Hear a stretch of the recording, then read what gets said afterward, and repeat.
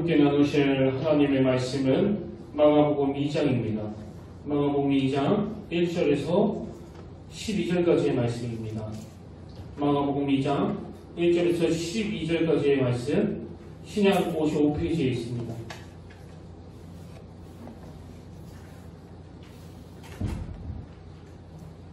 마가복음 2장 1절에서 12절까지의 말씀 저와 여러분 한 절씩 교독하시고 마지막 12절은 한 목소리로 봉독하시겠습니다.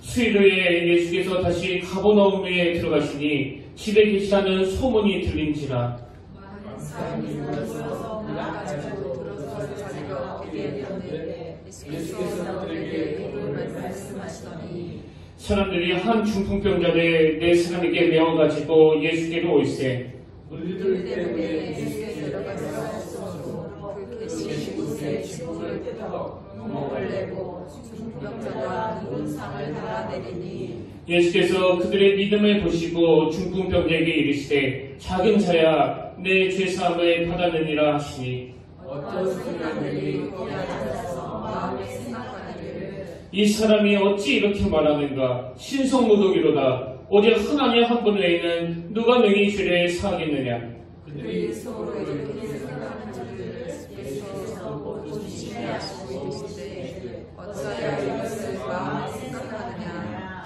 중풍병자에게 내 죄사함을 받았느니라 하는 말과 일어나 내 상을 가지고 걸어가라 하는 말 중에서 어느 것이 쉽겠느냐 그러나 인자가 땅에서 죄를 사하는 권세가 있는 줄을 너희와 알게 하려 하시고 중풍병자에게 말씀하시되 내가 내게 이르노니 일어나 내 상을 가지고 집으로 가라 하시니 우리 다 같이 읽겠습니다. 시작. 그가 일어나 곧 상을 가지고 모든 사람 앞에서 나가거늘 그들이 다 놀라 하나님께 영광을 돌리며 이르되 우리가 이런 일을 도무지 보지 못하였다 하더라. 아멘. 할렐루야. 반갑습니다. 우리도 함께 인사 나누기로 원합니다. 참 잘 오셨습니다. 이곳에 하나님의 임재가 있기를 진심으로 축복합니다. 오늘 본문은 이제 몸을 가두지 못하는 중풍병자가 예수님께 나와 병고침을 받는 그런 내용을 다루고 있는데요. 근데 그 과정에서 굉장히 독특하고 또 특이한 부분이 나옵니다. 자, 오늘 본문 4절을 보십시오. 무리들 때문에 예수께 들어갈 수 없으므로 그 계신 곳에 지붕을 뜯어 구멍을 내고 중풍병자가 누운 상을 달아내리니 여러분 이 장면을 한번 상상해 보세요. 지금 예수님에 대한 소문이 막 원근각처로 퍼져나가면서 많은 사람들이 이 예수님께로 몰려왔고 그들에게 예수님이 하나님 나라의 복음을 전하고 계시는데 갑자기 우르르 쾅쾅 소리가 나더니 지붕에서 들것에 누운 중풍병자가 내려오고 있다. 이게 예수님 입장에서 얼마나 당황스럽겠습니까? 그리고 아마 거기 있었던 사람들도 막 다 놀라서 아수라장이 됐을 거예요. 지붕에서 사람이 내려오니까. 왜 이런 난장판이 벌어졌나 보니까 이제 네 사람이 이 중풍병자를 고치고 싶은데 그래서 그 앞에 4절 부분에 이렇게 나오지 않습니까? 무리들 때문에 예수께 데려갈 수 없으므로 그래서 특단의 조치를 취한 겁니다. 물론 그 당시 유다 사회의 그 집 지붕이 뭐 우리 같은 복잡한 구조가 아니고 그냥 평평한 그 평면이에요. 그리고 너무 허술하게 나무로 되어 있는 경우가 많으니까 이 지붕을 뚫는 게 좀 간단하고 손쉬운 일이니까 그 방법을 택했으리라 짐작은 하지만 그러나 이게 예수님께는 엄청나게 방해 역할을 한 거 아닙니까? 우리가 지난 시간에도 살펴봤지만 그 고침받은 나병 환자가 예수님 말씀에 불순종해서 예수님 사역에 큰 지장을 끼치는 방해꾼이 됐다. 그런 관점으로 보면 오늘 본문에 나오는 이 지붕 뚫은 네 사람은 지난주에 살펴본 그 나병 환자 못지않게 예수님의 사역을 크게 방해한 결과를 가져다 준 거 아닙니까? 그리고 또 이게 남의 집에 지붕을 뚫는 그런 행동은 뭐 아주 몰상식한 짓 아닙니까? 나쁜 짓이에요. 뭐 이것도 굉장히 이해가 안 되지만요. 진짜 이해가 안 되는 건 이런 네 사람을 예수님이 칭찬해주고 계시다는 거예요. 심지어는 예수님이 그 중풍병자를 고쳐주시면서 그 고쳐주시는 이유에 대해서 딱 이렇게 지정해서 설명하십니다. 5절 예수님을 왜 고쳐주셨나? 예수께서 그들의 믿음을 보시고 그러니까 우리가 저 내 사람 좀 이해하자. 뭐 오죽하면 저랬겠나 이 정도가 아니고요. 너무나 칭찬을 하시는 거예요. 그래서 저는 오늘 이 본문을 가지고 먼저 간단하게 어디다 초점을 두고 싶은가 하면은 왜 그 네 사람은 이런 이상한 행동을 했나? 그리고 왜 예수님은 이런 이상한 행동을 한 사람들을 칭찬하시나? 여기에 좀 포커스를 맞춰서 먼저 이 말씀을 살펴보기를 원하는데요. 자, 여러분, 왜 이 사람들은 이런 이상한 행동을 했고 예수님은 왜 이들을 칭찬하시는가? 첫 번째로요. 예수님의 칭찬에는 이런 이유가 담겨져 있습니다. 비록 그들의 행동은 이상했지만 그 이상한 행동의 동기가 몸을 가두지 못하는 불쌍한 사람을 도와주고자 하는 이 긍휼함에서 출발했기 때문입니다. 저는 여기서요, 우리 예수님의 성품 두 가지를 새삼 깨닫고 발견하는데, 여러분, 우리 예수님은요, 항상 중심을 보시는 분이라는 겁니다. 그 겉으로 드러나는 행동은 좀 이상하게 보여도 그 중심이 어떠한가? 뭐 인간이 잘 못하는 게 그거 아닙니까? 그 겉만 보고 판단하는, 그 드러나는 행동만 보고 지적하는 이게 우리 인간의 한계예요. 근데 우리 주님은 절대로 그런 분이 아니세요. 그 다소 오해거리가 있다고 할지라도 그 사람의 중심이 어떤가? 무슨 의도로 이렇게 했는가? 또 막 겉은 너무너무 화려하고 좋아 보여도 그 의도가 나쁘면 예수님은 그것을 인정 안 하시는 분이거든요. 이걸 오늘 본문에서 발견할 수 있고요. 그런가 하면 저는 오늘 본문에서 예수님의 성품 하나를 또 발견하는데, 여러분, 예수님은요 진짜 긍휼하신 분이라는 거예요. 이 불쌍한 자들에 대한 긍휼하심. 게다가 그것만이 아니고, 여러분 잘 들으세요. 예수님은 당신도 긍휼하시지만 이렇게 긍휼이 많은 사람을 기뻐하신다는 겁니다. 오죽하면 그 팔복이라고 예수님이 전하신 8가지 복 중에 마태복음 5장 7절이 있습니다. 긍휼히 여기는 자는 복이 있나니 그들이 긍휼히 여김을 받을 것이며, 또 누가복음 6장 36절에도 비슷한 말씀이 나옵니다. 너희 아버지의 자비로우신 같이 너희도 자비로운 자가 되라. 지난주 저는 이 말씀을 묵상하면서 정말 내게 이 주님이 기뻐하시는 이 긍휼이 있는 건가? 이 주님의 자비하심이, 이 주님의 관용이 내게 있는 건가? 오늘 너무너무 가슴이 아픈 게, 이 사회는 지금 이 긍휼이라고 한 눈 씻고 봐도 찾기 어렵습니다. 그렇게 많은 비판과 지적과 그렇게 많은 독설이 난무하는 이런 시대이기 때문에 오늘 우리 모두는 다 이 예수님의 성품을 다시 회복해야 된다고 생각합니다. 그러면 두 번째로 이렇게 이상한 짓을 하는 지붕 뜯은 네 사람을 주님이 칭찬하신 이유는요, 그들의 행동 속에는 예수님에 대한 두 가지 신뢰가 내포되어 있었기 때문이에요. 그 두 가지 신뢰 중에 그 첫 번째 신뢰가 뭡니까? 이들이 지금 확신하고 있는 게 뭐예요? 이 몸을 못 가누는 중풍병자를 예수님께 어떻게 해서든지 데려가기만 하면 예수님은 이 사람을 고쳐줄 능력이 있는 분이시다. 이 확신이 있었기 때문에 그런 무리수를 둔 거 아닙니까? 뭐 긴가민가 했으면 그렇게까지 안 했을 거예요. 그러니까 이 네 사람의 또 한 가지 확신했던 게 뭐냐? 아무리 우리가 이런 오해받은 짓을 해도 주님은 중심을 보시는 분이기 때문에 절대로 우리를 꾸짖지 아니하시고 내치지 않으실 것이다. 그 확신이 있으니까 그런 이상한 짓을 할 수 있는 거 아닙니까? 그리고 세 번째로 지붕 뜯은 그들이 예수님께 칭찬받은 포인트가 하나 더 있는데요. 그건 바로 그들에게는 행동하는 믿음이 있었기 때문이에요. 행동하는 믿음. 5절에 보니까 예수께서 그들의 믿음을 보시고 이렇게 되어 있는데요. 여러분, 여기서 말하는 믿음은요, 어떤 지식적인 믿음을 말하는 게 아닙니다. 그냥 머릿속으로 정답 똑똑하게 말해서 칭찬을 드는 게 아니고요. 실질적으로 이 중풍병자를 불쌍하게 여기는 마음도 있었고 주님을 신뢰하는 마음도 있었는데, 그게 머리에서만 작동되는 게 아니라 실질적으로 지붕을 뚫는 결단이 있는 행동하는 믿음이었다는 그 이야기를 지금 강조하고 있는 겁니다. 그래서 저는 이 칭찬받은 네 사람의 믿음을 보면서 문득 이 앞에 있는 이 카메라 받침대 그 삼각다리라고 하죠? 이게 생각이 나는 거예요. 여러분, 앞에 있는 이 카메라 같은 경우도 다리 세 개가 딱 균형을 잡고 있어야 넘어지지 않는 거 아닙니까? 셋 중에 딱 하나만 부실해도요, 바로 넘어질 거예요. 이렇게 다리 세 개가 다 있어야 균형을 잡을 수 있는데, 이 네 사람이 가지고 있었던 것도 마찬가지로 이런 삼각다리예요.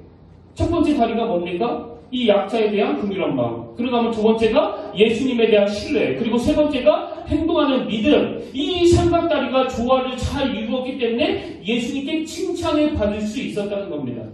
근데 여러분, 이 세 가지가 너무나 중요한데요. 뭐 이것만 가지고는 그 중풍병자 못 살렸습니다. 하나 더 있어야 돼요. 그래서 제가 용어를 만들어 봤는데요. 3+1. 그럼 결정적인 플러스 1이 뭘까? 여러분 한번 생각을 해보세요. 이런 약자에 대한 긍휼한 마음과 예수님에 대한 신뢰에 행동하는 믿음, 이 삼각다리를 가진 믿음 충만한 어떤 사람이 자기 혼자 지붕 들고 이 사람 내리겠다고 메고 갔으면요, 아마 그 중풍병자가 더 잘못됐을 거예요. 그래서 3+1이에요. 혼자서는 안 되는 겁니다. 근데 이런 합치된 마음을 가진 네 사람이 서로서로 균형을 이루면서 서로서로 조합을 이루면서 그래서 3+1인 거예요. 제가 가슴이 아픈 건 오늘 한국교회는 1-1이에요. 1-1. 너무너무 충만한 어떤 사람이 자기 생각과 자기 고집만 많아가지고 너무 생각이 많고 자기 생각과 그 고집이 많은 다른 사람하고 나누면은 이게 1+1이 돼가지고 시너지 효과를 내는 게 아니라 맨날 1-1. 오늘 저와 여러분 한 사람 한 사람이 이 세 가지 아름다운 믿음의 정신을 가지고 주님 앞에 나왔다 하더라도 혼자서는 절대로 그런 기적을 만들어내지 못합니다. 그래서 여러분 고린도전서 3장 9절에 보면은 우리가 하나님의 동역자들이요 이런 표현이 있는데요. 이 말씀의 배경은 그 앞에 6절을 읽어보면 금방 알 수 있습니다. 자, 고전 3장 6절에 보시죠. 나는 심었고 아브로는 물을 주었을 때 오직 하나님께서 자라나게 하셨나니. 그 당시 고린도 교회 여러분 다 아시잖아요. 헛구한 단파로 나눠져 갖고 나는 예수 팬이 나는 그 바오판이 이렇게 싸우고 있을 때 하나님이 보여주신 그림이 뭡니까? 나는 심고 아볼로는 물을 줘야 하나님이 자라나게 하신다는 거예요. 이게 오늘 우리 교회에 주는 메시지는 없습니까? 비록 지금 코로나19로 우리가 같이 예배를 드려도 바로 헤어져야 되는 식사조차도 못하는 이런 안타까운 상황들이 계속되고 있는데요. 여러분 이럴 때일수록 3+1의 교훈을 잊으시면 안 됩니다. 나 혼자만의 믿음으로는 절대 안 된다. 나 혼자서는 죽어가는 그 연약한 자를 못 살린다. 여러분 신앙생활은요.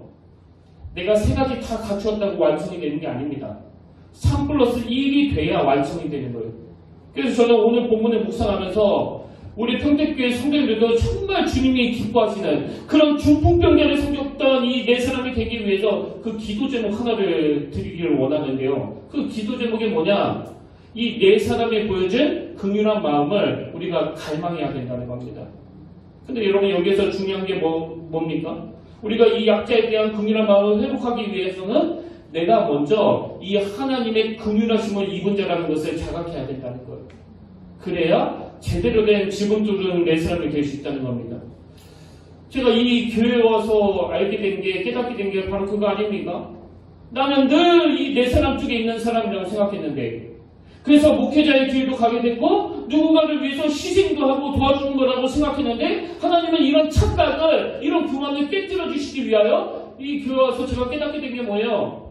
네가 맨날 누구를 돕고 네가 맨날 네 자리 교회를 돕는 것 같아도 김의수 목사 네가 그 자리에 있기까지 얼마나 많은 고마운 네 사람이 있었는지 아느냐. 그걸 매일매일 깨닫게 해주시는 거예요. 오늘 여러분 누가 이런 선한 일을 할 수 있다고요? 내가 바로 몸을 가눌 수 없었던 그 중풍병자였노라고. 내가 바로 이런 은혜를 입어 이런 자리에 올 수 있었다는 것을 감격할 수 있는 사람만이 이 네 사람이 될 수 있을 줄로 믿습니다.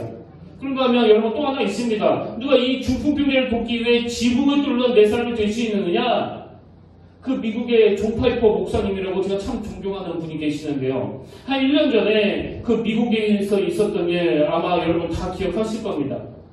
백인 경찰관이 그 흑인 남성을 체포하는 과정에서 과잉 진압으로 그 사람을 사망케 하는 그런 사건이 일어나가지고 막 미국 사람들이 분노하고 데모하고 심지어는 방화, 상점 약탈, 폭력 이런 게 미국 전역을 다 뒤덮고 있던 그런 상황인데요. 그 존 파이퍼 목사님이 그런 상황에서 참 아픈 마음으로 기도하신 영상이에요. 그 기도가 한 5분, 6분 긴데요. 제가 그거 보면서 마음이 너무너무 뜨거워졌습니다. 그 기도 중에 이런 대목이 있더라고요. 마음이 토라진 선지자 요나에게 하나님은 니느웨에 대한 칭찬의 말이 아니라 커다란 긍휼을 말씀하셨습니다. 그러면서 그 기도 안에 요나서 4장 11절을 인용했습니다. 이 큰 성 니느웨에는 좌우에 분별하지 못하는 자가 12만여 명이요 가축도 많이 있나니 내가 어찌 아끼지 아니하겠느냐 하시니라. 우리의 교만을 내리치기보다는 우리의 어리석음을 동정하시는 하나님이 얼마나 자비로우신지요. 요나는 당신의 긍휼하심을 헤아리지 못했습니다. 여러분, 지금 이 요나가 가진 어리석음이 뭡니까? 지난 시간에도 말씀드렸지만 요나는 요나서 4장에서 하나님께 성내고 있습니다. 아니, 공의 하나님이라고 그러면서 어떻게 저 악한 자들을 그렇게 심판하지 않으시느냐고 지금 하나님께 막 화를 내고 있어요. 근데 여러분, 이 요나가 모르고 있는 게 뭐예요? 그렇게 논리 정연한 자기 논리대로였다면요, 요나는 요나서 1장 말이나 2장에서 죽었어야 되는 인간이에요. 자기 논리대로 했다면. 지금 요나의 모순이 뭐예요? 그 논리를 뛰어넘어 자기를 불쌍하게 보신 하나님의 긍휼하심의 혜택을 입었기 때문에 요나가 지금까지 안 죽고 요나서 4장에서 하나님께 성낼 수 있는 거 아닙니까? 이런 말도 안 되는 모습을 보이는 요나가 또 바로 저라는 거예요. 또 여러분이라는 걸 누가 부인할 수 있겠습니까? 여러분이 분노하시는 어떤 사람에 대하여 하나님이 여러분이 원하시는 방식대로 심판해 주기를 바라신다면 저나 여러분은 온전할 것 같으세요? 정말 그럴 것 같으세요? 오늘 이 시대의 상승을 초월하는 분노, 그 분노에 찬, 울분에 찬 지적들은 마치 4장의 요나의 모습과 많이 흡사합니다. 그 몸을 못 가누는 중풍병자를 향하여 치대고싶지 건강관리 못해가지고 지금 몸도 못 가누는 병 얻은 거 아니야? 그런 정확한 판단과 분석보다 중요한 건 내가 바로 이 하나님의 긍휼을 입은 자라는 이 감격이 회복될 때 우리도 이런 네 사람이 될 수 있을 줄로 믿습니다. 여러분, 잘 이 배경을 잘 기억하시면서 저는 이제 본격적으로 이 중풍병자를 고쳐주시는 예수님의 모습을 보면서 우리가 꼭 기억해야 될 두 가지 사실을 발견하고 함께 나누길 원하는데요. 첫 번째로 예수님은 우리의 치유자가 되신다는 사실이에요.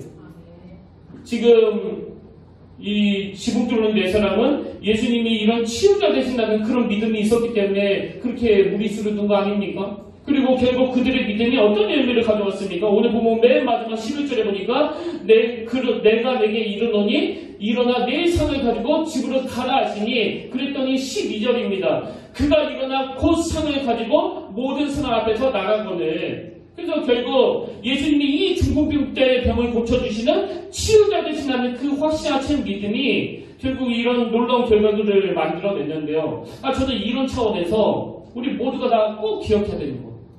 지금 네 사람의 그 믿음이 모여가지고 지금 한 생명을 살려내는 기적과 같은 일이 만들어냈는데 그 과정에서 우리가 기억해야 되는 게 뭐냐? 여러분, 이 확신에 찬 믿음은요, 현실의 난관을 뚫어내는 에너지라는 겁니다. 이 확신에 찬 믿음은 현실의 난관을 뚫어내는 힘이에요. 하나님을 알기 전에는 굉장히 단선적이에요. 단편적이에요. 시도하다 막히면 더 이상 아무 생각도 안 납니다. 그러나 우리 믿음이 삶 속에서 제대로 작동이 된다면, 그래서 우리 하나님은 우주를 창조하신 분이다. 우리 하나님은 너무나 창의적이신 분이시다. 우리 하나님은 무에서 유를 만들어내시는 분이시다. 이 믿음이 제대로 작동이 되면 우리도 너무나 창의적인 그 하나님을 닮아간다는 겁니다. 경직이 되고 생각이 굳어진 사람들을 보면은요, 항상 뭐 아니면 도예요. 이쪽 극단 아니면 저쪽 극단. 제가 보니까요, 그 이념도 마찬가지예요. 이쪽 극단의 사람과 저쪽 극단의 사람이 매우 똑같아요. 경직되어 있는 거. 예수 믿는 우리는 여러분 그러시면 안 됩니다. 뭐 아니면 도 아니에요. 걸도 있고 개도 있고 일도 있고 창의적인 거예요. 융통성이 있는 겁니다. 예수님은 반드시 이 문제를 해결해 주실 거라는 그 믿음이, 그 에너지를 가져다 주니까 아무도 생각하지 못했던 그 지붕을 뚫어내는 생각이 거기서 나오는 거 아닙니까? 제가 이 교회에 처음 오고 한동안은요, 너무 많이 경직이 돼가지고 이제 큰일 났다. 이 교회를 어떻게 운영하지 할 때는 아무 생각이 안 났는데요. 다시 제 믿음이 작동되고 나니까 세상에 이 교회를 재정적으로 어떻게 안정화를 시켜야 되는지 이런저런 아이디어가 떠오르는 거예요. 지금 저를 칭찬하는 게 아니고요. 우리가 경직을 풀고 그 하나님에 대한 믿음이 작동될 때 전혀 생각하지 못했던 이런 창의적인 생각들을 하나님이 주신다는 그 말씀을 드리고 싶은 겁니다.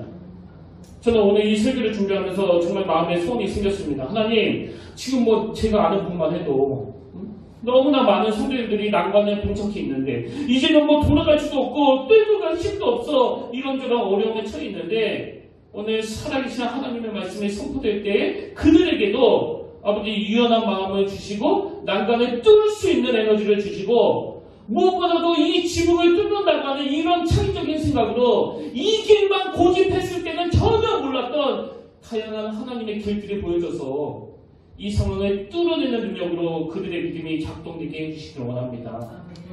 이런 마음의 손을 가지고 이 말씀을 준비하고 있는데요. 그 유튜브에서 우연히 찬양하는 제가 막 뭐 뒤진 것도 아니에요. 그 찬양 제목이 나는 믿네 이런 제목인데요. 가사가 이렇습니다. 내게 허락하신 시간을 통해 나의 믿음 더욱 강하게 자라나고 험한 삶과 골짜기 지나는 동안 주께 더 가까이 나를 이끄시네. 이 시련을 뚫어내는 힘이 막 느껴지지 않습니까? 그 다음 가사가 그렇습니다. 내가 겪는 시험이 어렵고 힘겨워도 내 주님보다 크지 않네. 이게 저에게 얼마나 마음의 위로가 되는지 모르겠습니다. 내가 겪는 시험이 어렵고 힘겨워도 내 주님보다 크지 않네. 이 믿음이 작동이 되니까 이제 그 유연함이 나타나는데요. 이 창의적인 가사를 한번 보세요. 내 앞에 바다가 갈라지지 않으면 주가 나로 바다 위 걷게 하리. 나는 늘 갈라지는 기적만 바라고 있었는데 이 주님을 향한 믿음이 내게 유연함을 가져다 주니까 바다가 갈라지지 않으면 바다 위를 걷게 하는 하나님의 능력에 대한 확신이 생기는 거예요. 이게 유연함 아닙니까?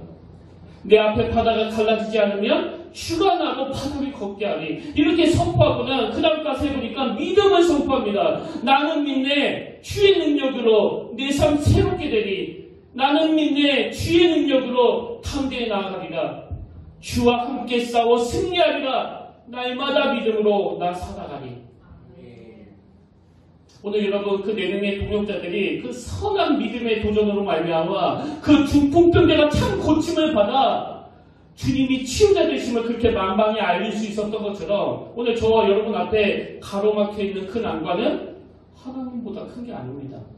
아무리 높은 장애물이 있다고 할지라도 그 장애물보다 크신 하나님, 그 하나님을 향한 믿음이 일어날 때 저와 여러분이 창의적인 생각을 하게 되고 여유가 생겨서 믿음으로 그 난관을 뚫어내는 살아있는 능력을 경험하게 되실 줄로 믿습니다. 저는 이 네 사람이 가진 믿음, 이 난관을 뚫는 열정, 또 포기하지 않는 믿음 이런 걸 보면서 사실 저도 지금 반성을 많이 하고 있는 중이에요.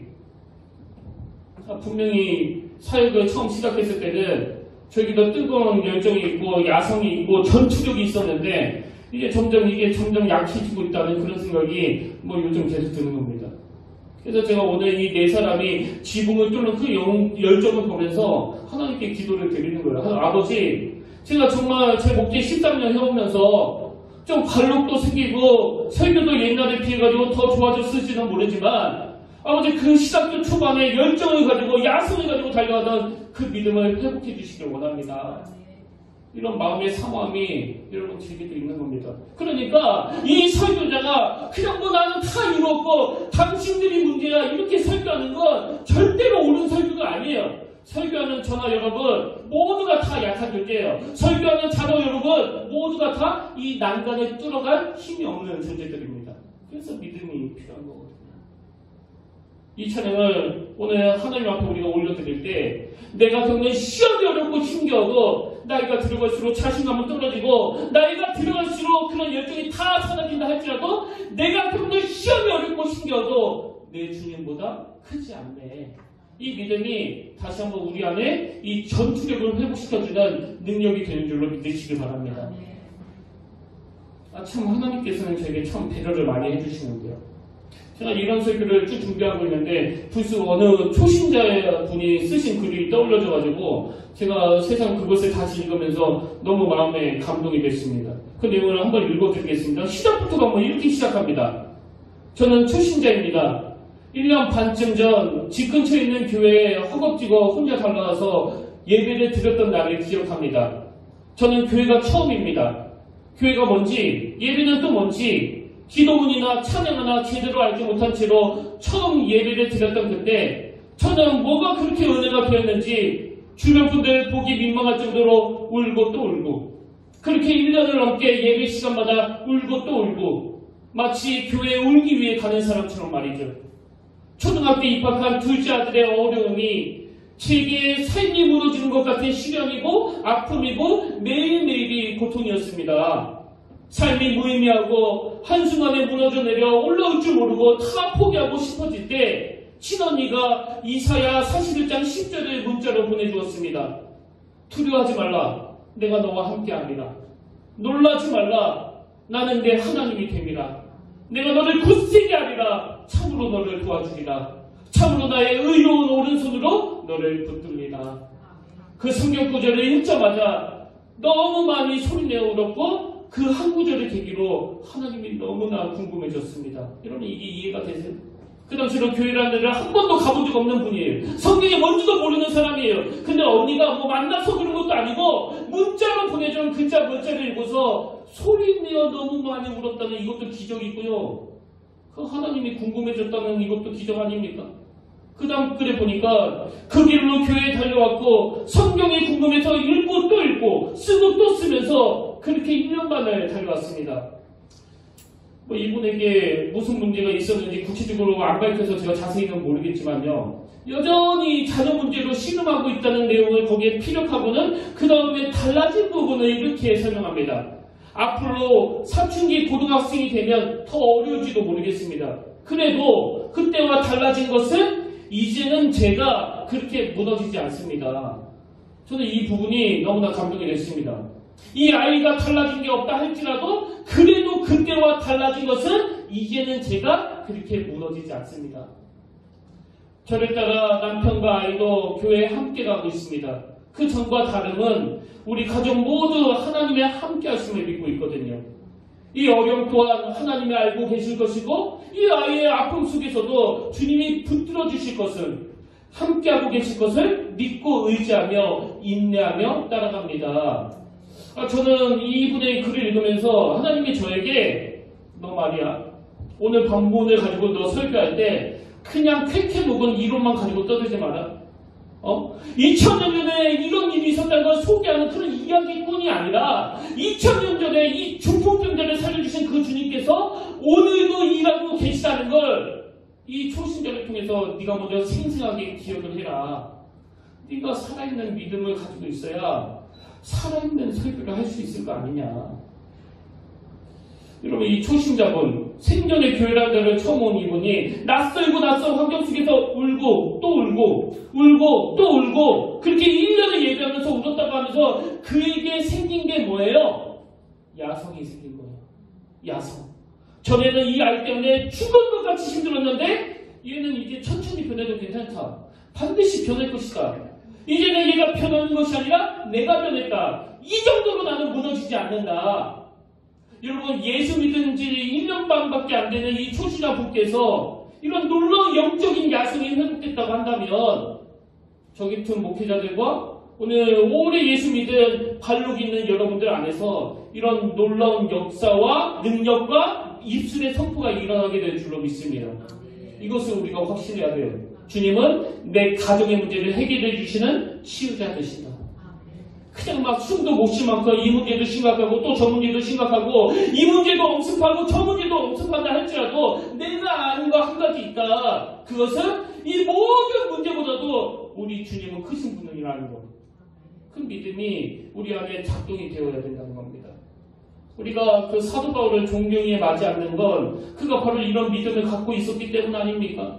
사도행전 20장 23절에도 보니까 그에게 큰 난관이 있습니다. 오직 성령이 각 성에서 내게 증언하여 결박과 환난이 나를 기다린다 하시나 오직 성령이 각 성에서 내게 증언하여 결박과 환난이 나를 기다린다 하시나 그 다음 24절입니다. 내가 달려갈 길과 주 예수께 받은 사명 곧 하나님의 은혜의 복음을 증언하는 일을 마치려 하면은 나의 생명조차 조금도 귀한 것으로 여기지 아니하노라. 여러분 지금 사도 바울이 그 사역을 위해서 막 달려갈 때 그 앞에 결박과 환난이라는 이 난관이 기다리고 있을 것이라고 지금 성령님이 가르쳐주고 계세요.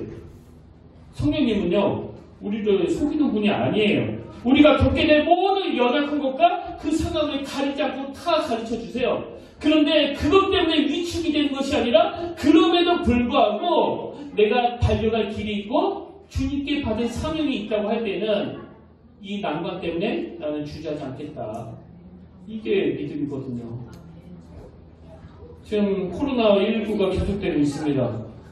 뭐 겨울에는 이제 날 더워지면 없어질 거라고 그러더니 이번 달 돼가지고 확진자가 더 늘었다는 기사를 제가 봤거든요. 그리고 이게 내년까지 이어갈 거라는 참 가슴 아픈 전망도 나오고 있고 가을이 되면 또 한 번 이게 막 힘쓸 거라는 이런 전망도 있습니다. 이런 저런 전망들이 우리를 참 위축하게 만들지만 여러분 우리가 확신이 아는 게 있습니다. 확신이 아는 게 뭡니까? 우리 이것 때문에 망하지 않는다는 거예요. 시간이 좀 걸린다 뿐이지 반드시 극복한다는 확신이 있기 때문에 절망은 없는 거 아닙니까? 문제보다 크신 하나님이 계시고 우리가 그 하나님을 믿고 있기 때문에 지금 이 상황을, 이 아픔을 하나님을 의지하는 도구로 사용하는 저와 여러분 되시기를 바랍니다. 이게 바로 치유자 되시는 주님을 향한 믿음이 우리에게 필요한 이유고요. 그런가 하면 두 번째로 예수님은 우리를 치유하시는 치유자 되시는데 중요한 게 뭐냐? 치유하시되 보다 근원적인 치유를 주시는 분이라는 사실입니다. 보다 근원적인 치유. 5절에서 예수님이 그 중풍병자를 고치는 과정에서 아주 독특한 말씀을 하세요. 예수께서 그들의 믿음을 보시고 중풍병자에게 이르시되 작은 자야 내 죄사함을 받았느니라 하시니 아니 지금 그 중풍병자를 고쳐주는 상황이라면 네 병이 나았느니라. 아니 이제 네가 일어날 힘이 생겼느니라. 그렇게 가야 되는 거 아닙니까? 근데 뜬금없이 네 죄사함을 받았다. 여러분도 아시다시피 지금 이 중풍병자가 무슨 그 죄책감의 문제를 가지고 심리치료를 받으러 온 게 아니고요. 그 몸을 못 가는 입장에서 이 육신의 질병을 고쳐가려고 그래서 온 거 아닙니까? 근데 네 죄사함을 받았느니라. 예수님은 또 왜 이런 애매한 말씀을 해가지고 그 현장에 있었던 서기관들의 강한 저항에 왜 직면하시냐고요.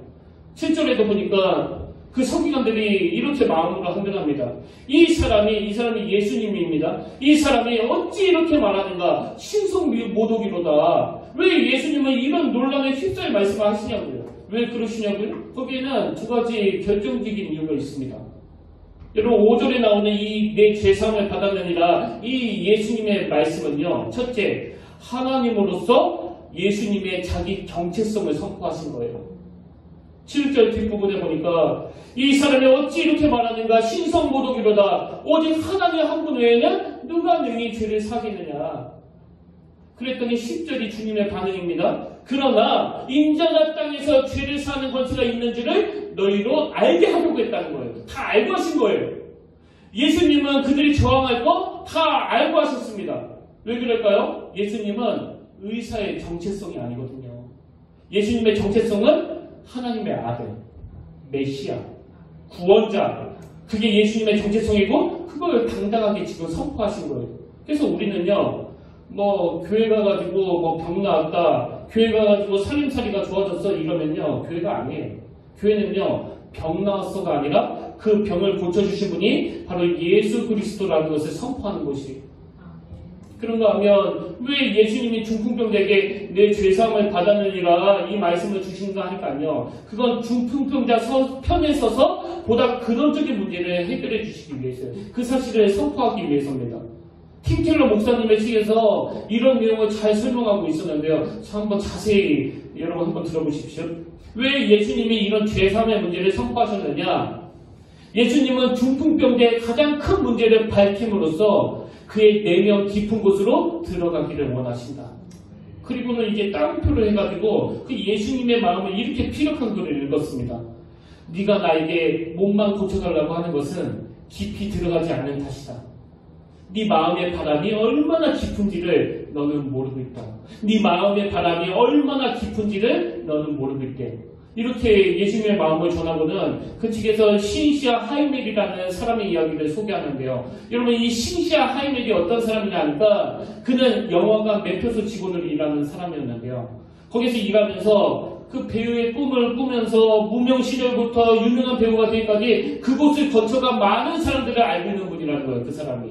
그래서 이 신시아 하이멜이 그렇게 무명 배우 시절에 그렇게 인기에 목마르고 명성에 목마르고 대배우에 대한 목마름이 있던 그런 사람들이 세월이 흘러가지고 유명한 배우가 되고 명예를 얻고 엄청난 부를 누렸는데 자기가 가만히 보니까요. 그 사람들이 여전히 아니요. 오히려 더 짜증이 더 많아지고 불안감이 더 많아지고 불면증에 더 많이 시달리더라. 그 내용을 이 신시한 하이멜이 책으로 써서 기고를 했다는 겁니다. 예수님이 움직이지 못하는 육신의 병 때문에 들것에 실려온 그 병자를 고쳐주시면서 네 죄사함을 받았느니라 라고 선포하시는 거기에는 예수님의 무슨 배려가 있습니까? 네 생각에는 지금 몸을 움직이나 이 몸을 못 움직이나 이것 때문에 네가 불행한 보이지만 이제 이 문제가 다 해결이 돼서 막 달려가고 뛰어가고 마음대로 육신을 쓸 수 있게 되더라도 그게 너를 근원적으로 행복하게 할 수 없단다. 이걸 지금 가르쳐주고 계시는 거예요. 그래서 네 죄사함을 받아내니라 이 선포 속에는요. 아무리 것이 잘 되고 부자가 되고 막 몸 건강하고 100살까지 살고 이런 거 다 갖추어도 근원적으로 죄로 말미암아 하나님과 원수되었던 그 상태가 회복되지 않는 이상 하나님의 사죄 은총으로 말미암아 하나님과의 관계가 회복되지 않고는 네가 절대로 행복할 수 없어. 이걸 가르쳐주는 사건이라는 겁니다. 저는 여러분 잘 아시다시피 결혼이 좀 늦었잖아요. 너무너무 장가를 가고 싶은데 선을 보는 사람마다 저를 안 좋아하니까 결혼도 못하고 오랜 시간 혼자서 있었는데 그러다가 보니까 제가 아직도 잊혀지지 않는 게 그 청소년 사역할 때도 주일날 애들하고 막 북적북적거리다가 이제 사역 다 마치고 딱 집에 가면 그렇게 마음이 허전한 거예요. 막 외로운 겁니다. 여기 평택교회 와서 또 마찬가지예요. 이 텅 빈 교회당에 혼자서 설교 준비를 하고 있으면 마음이 너무너무 허전했었는데요. 딱 장가가고 6개월 동안에 그게 없어졌어요. 그래서 하나도 외롭지 않아서 좋았는데요.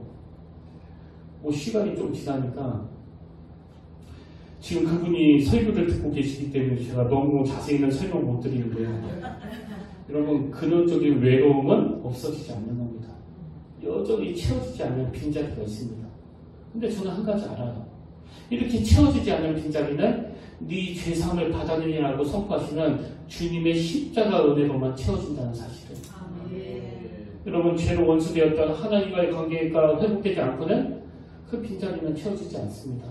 그래서 제가 목사도 됐고 구원도 받았지만 하나님이 여전히 저에게 그런 허전함을 느끼게 해주심으로 말미암아 늘 주님을 의지하게 하고 그 주님과의 관계를 회복하게 하며 그리고 죄를 짓지 않으려고 애쓰게 만드는 이런 것들을 통해서 그 빈자리를 메꾸어져 갈 수 있다는 것을 주님은 늘 제게 보여주시는 거예요.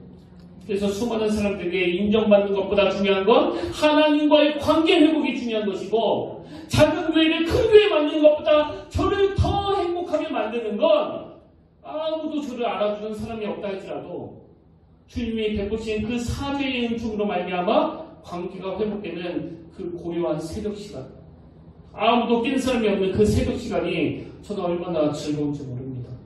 가장 고독한데 가장 행복하고 가장 쓸쓸한데 가장 체험을 받는 그 시간.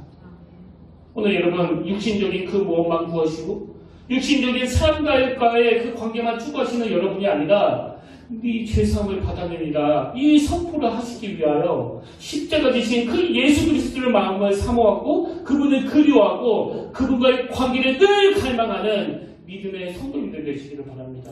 그게 우리를 행복하게 만드는 열쇠라는 거예요. 그래서 저는 이 설교를 준비하는 동안에 어거스틴이 했다던 이 한마디를 마음으로 정말 많이 묵상했습니다. 하나님 안에서 안식을 얻기까지 우리 마음은 결코 안식할 수 없습니다. 그런가 하면 저는 주님의 내 죄사함을 받아내리라 이 선포를 묵상하면서 자꾸 그런 생각이 드는 거예요. 왜 주님은 그냥 네가 치료받았다 이게 아니라 죄사함을 받았다 이렇게 선포하시느냐? 그건요. 그 중풍병자가 가지고 있었던 이 수치심의 문제를 치유해 주시기 위한 주님의 배려하심이 아닐까. 그렇게 제가 추측해 보는 겁니다. 왜냐하니까요. 우리가 지난 시간에도 살펴본 그 나병 환자도 그렇지만 오늘 본문에 나와 있는 이 병자에게 찾아온 그 중풍병도 그 시대적으로 많은 사람들이 이거 하나님 앞에서 저지른 그 죄 때문에 생긴 병이라는 이런 인식이 있었기 때문에 이것이 얼마나 그에게 수치심을 가져다 줬겠냐고요. 그 제대로 알지도 못하면서 막 수군거리는 이건 뭐 오늘이나 그 시대나 마찬가지 아닙니까? 인디 스탠드가 쓴 책 중에서 내 마음속에 있는 4가지 적, 이런 제목의 책이 있는데요. 여러분, 우리 마음속에 4가지 적이 뭔지 아십니까? 첫째가 죄책감입니다. 둘째가 분노고요. 셋째가 탐욕이고, 그리고 넷째가 질투심이에요. 내 안에서 나를 괴롭히는 4가지 적 중에 제일 먼저 나오는 게 바로 죄책감이에요. 그 중풍병자가 몸을 가누지 못하는 그 불편함도 자기를 불행하게 만들었지만 그 죄책감의 문제, 이 병이 그 죄 때문에 생겼다는데. 저는 최근에 책 한 권을 구입했는데 제가 몇 주 전에 말씀드렸잖아요. 가끔씩 제목만 보고 그 책을 구입할 때가 있는데 이 책이 바로 그 케이스예요. 이 책의 제목이요, 수치심 권하는 사회. 뭐 내용도 안 보고 샀습니다. 너무 와닿아가지고. 오늘 우리 시대는요, 수치심 권하는 사회예요. 여러분, 제가 이 시대 목사로서 슬픈 게 뭔지 아십니까? 뭐 어떤 사람은요, 제가 설교 시간에 인용 하나 잘못 쓰면 막 바로 문자가 날라와요. 왜 그 인용을 쓰느냐고. 뭐 그뿐입니까? 어떤 사람은 아무것도 아닌 일에 어떻게 나한테 이럴 수 있느냐고 막 항변하는 사람도 적지 않습니다. 그래서 수치심을 권하는 사회, 저는 이게 너무 와닿는 거예요. 근데 이런 내 마음에 오늘 주님이 이 중풍적인 자에게 네 죄사함을 받았다, 너 더 이상 수치스러운 거 없다, 이 말씀이 너무나 위로가 되는 겁니다. 여러분, 솔로몬 다 아시잖아요?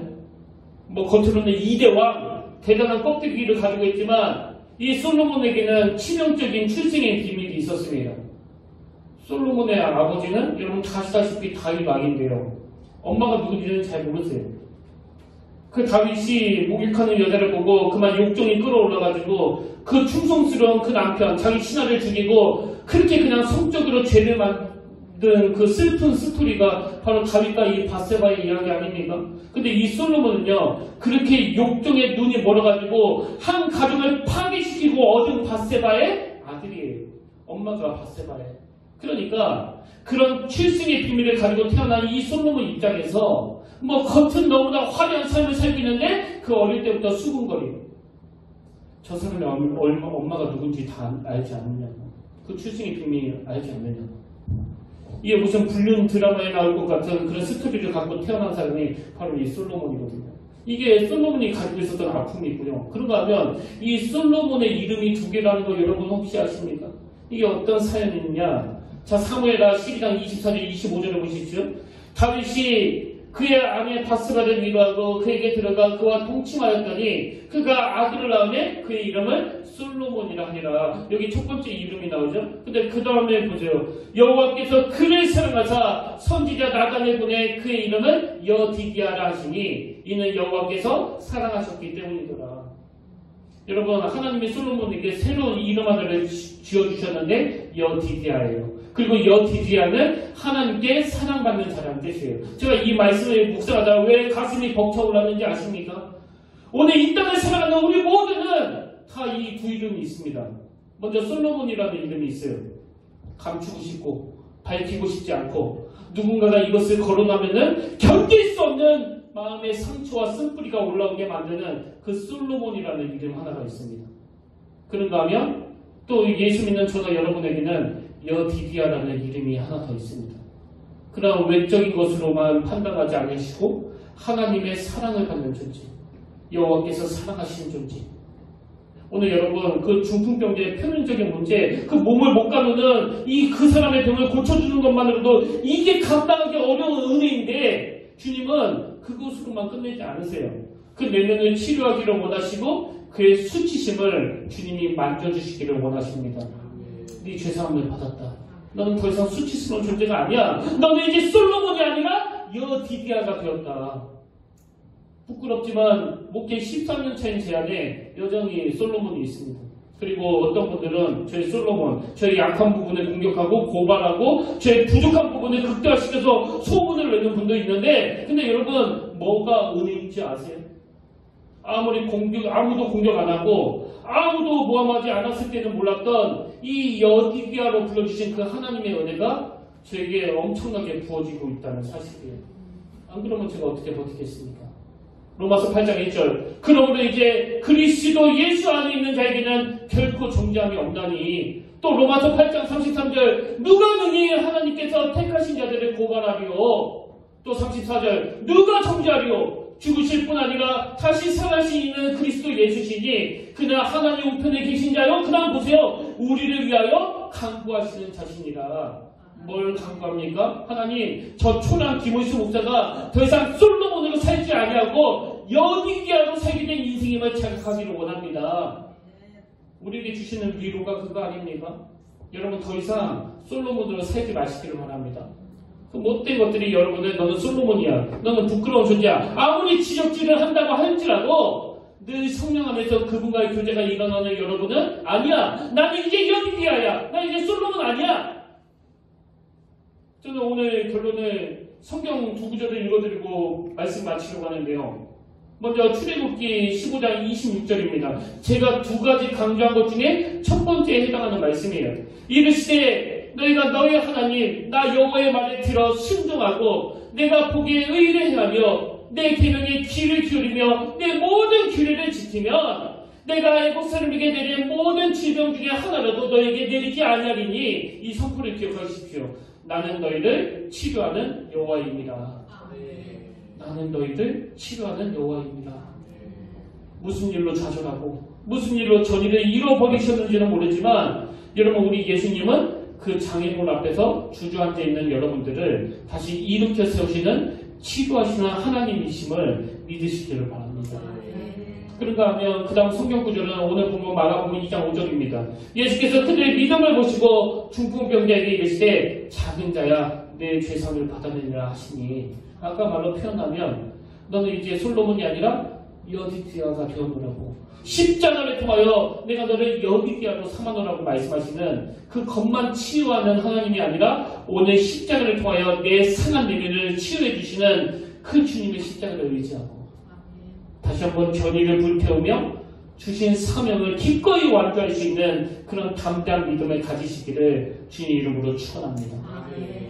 제가 아까 인용해 들었던 그 찬양을 우리 함께 불러보기를 원하는데요. 내게 허락하신 시련을 통해 나의 믿음 더욱 강하게 자라나고 내가 겪는 시험이 어렵고 힘겨워도 내 주님보다 크지 않네. 내 앞에 바다가 갈라지지 않으면 주가 나로 바다 위 걷게 하리. 우리 믿음을 가지고 함께 이 찬양을 선포하기를 원합니다.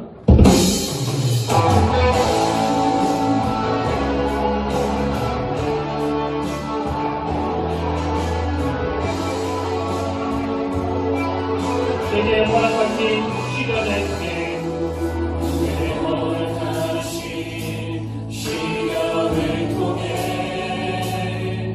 나의 믿음 더욱 강하게 자라나고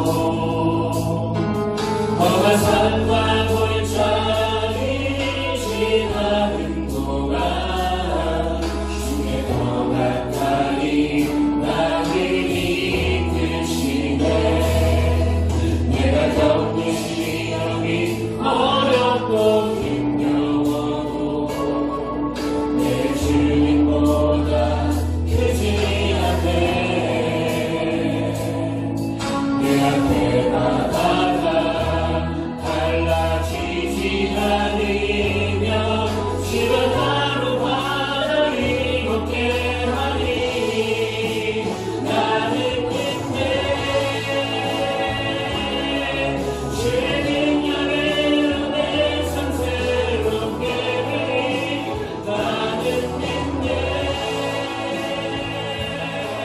주의 능력으로 담대히 나가리라.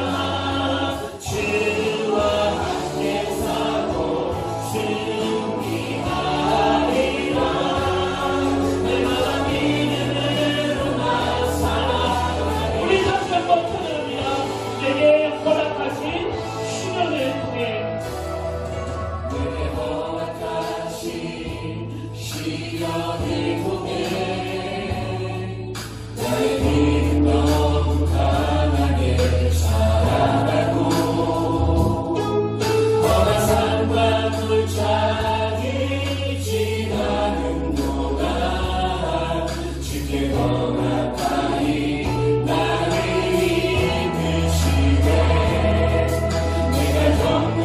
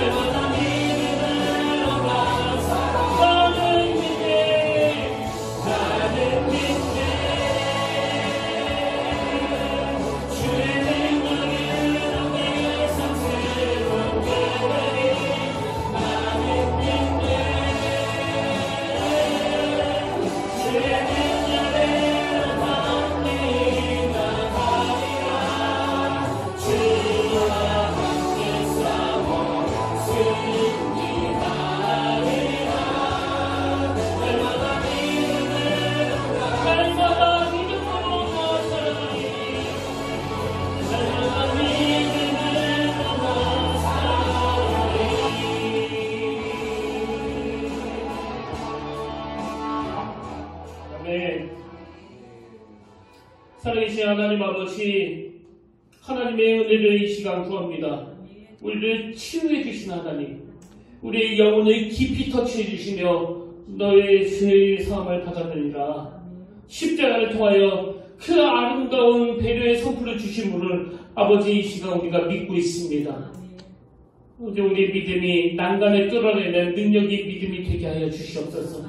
문제가 크고 장애물이 너무나 다양하게 다가온다 할지라도 그 장애물보다 크신 하나님, 내가 맞닥뜨리는 문제보다 더 크신 하나님을 내가 신뢰하기를 원하며 삶 속에서 그 믿음이 작동되기를 원합니다. 오늘 내게 치유자 되신 하나님, 문제의 해결자 되시는 주님, 우리의 영혼을 구원해 주시는 그 주님을 의지하며 나아갈 때 세상은 우리를 초라한 자리로 또 연약한 자리로 몰고 가지만 자격 없는 자를 사랑해 주시는 그 놀라운 은혜로 말미암아 우리를 새롭게 변화시키는 이 능력의 예배가 되게 하여 주시옵소서. 그 은혜 자리로 인도해 주시는 주님을 신뢰하며 감사드리며 거룩하신 예수의 이름으로 간절히 기도드립니다. 아멘. 자, 우리 이제 자리에서 일어나셔서 우리 파송 찬양, 우리 찬양을 마무리하기를 원하는데요. 전능하신 나의 주 하나님은 능치 못하실 일 전혀 없네. 우리 가사를 생각하시면서 말씀을 기억하시면서 치유자 되시는 주님을 우리 함께 선포하기를 원합니다. 우리 이렇게 함께 선포합니다. 전능하신 나의 주 하나님은, 전능하신 나의 주 하나님은 능치 못하실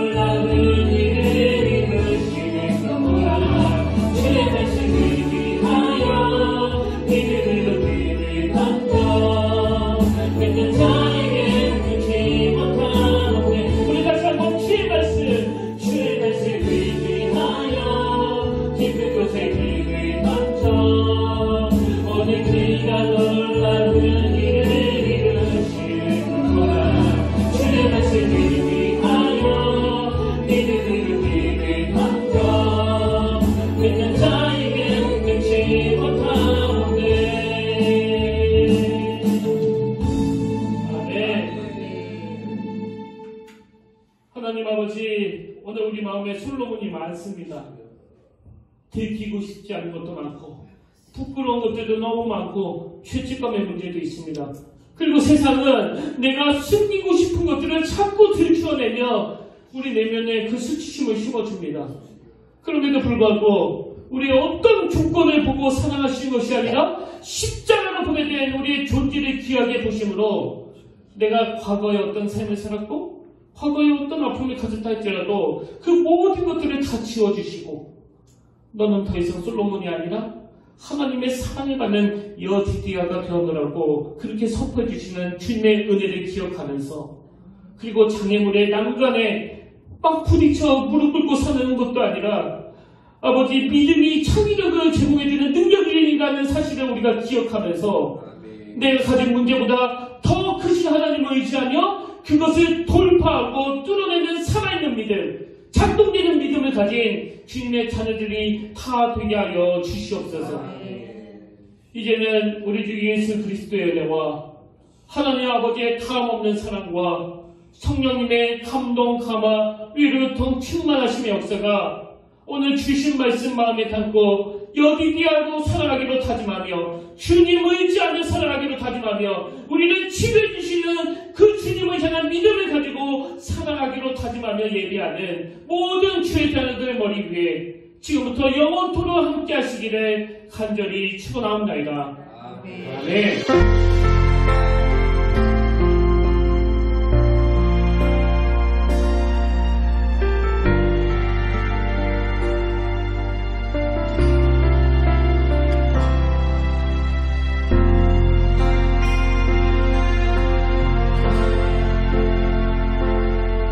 지금 서 있는 이곳에서 높임을 받으소서. 내가 밟는 땅 주님의 땅